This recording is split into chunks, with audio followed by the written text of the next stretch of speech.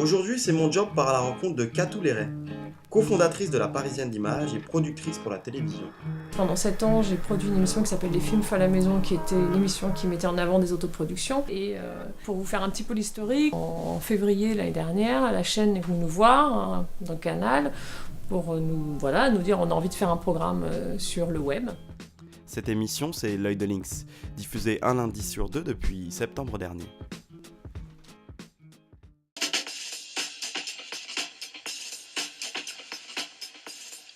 Bienvenue et merci de garder bon pied, bon œil de Lynx en continuant à nous envoyer vos contributions dans lesquelles nous plongeons toujours avec plaisir.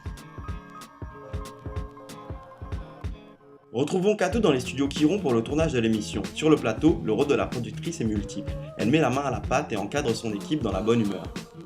Le rôle d'une productrice sur un plateau, d'abord c'est de faire en sorte qu'il y ait une bonne ambiance, que tout se passe bien, que tous les éléments soient réunis pour qu'on passe une bonne journée de tournage.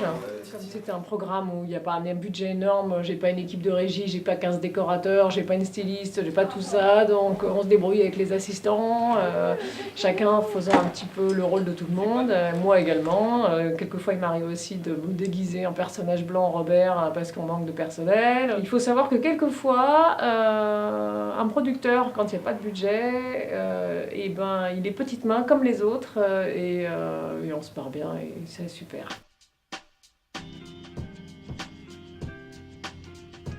Les formations pour arriver à ce poste sont multiples. École d'audiovisuel, BTS et certains masters en management. Pour être un bon producteur, d'abord, il faut savoir faire plusieurs choses. C'est un peu un métier de schizophrène, en fait, parce qu'il faut d'abord avoir une maîtrise de la partie artistique, c'est-à-dire pour créer un projet ou un magazine, il faut quand même savoir un petit peu ce qu'on fait au niveau artistique. Il faut savoir gérer des sous, faire un budget, un devis intéressant et convenable pour que tout le monde gagne sa vie et que le diffuseur soit content aussi. Il faut aussi savoir gérer une équipe, parce que si on ne sait pas gérer une équipe, c'est pas la peine d'être producteur. Et puis, et avoir beaucoup de temps, surtout, beaucoup de temps libre, parce que ça demande beaucoup de temps en fait. Voilà. Les salaires pour cette profession varient selon le nombre de productions réalisées et vendues. On peut dire que la fourchette va de 2 000 à 10 000 euros par mois.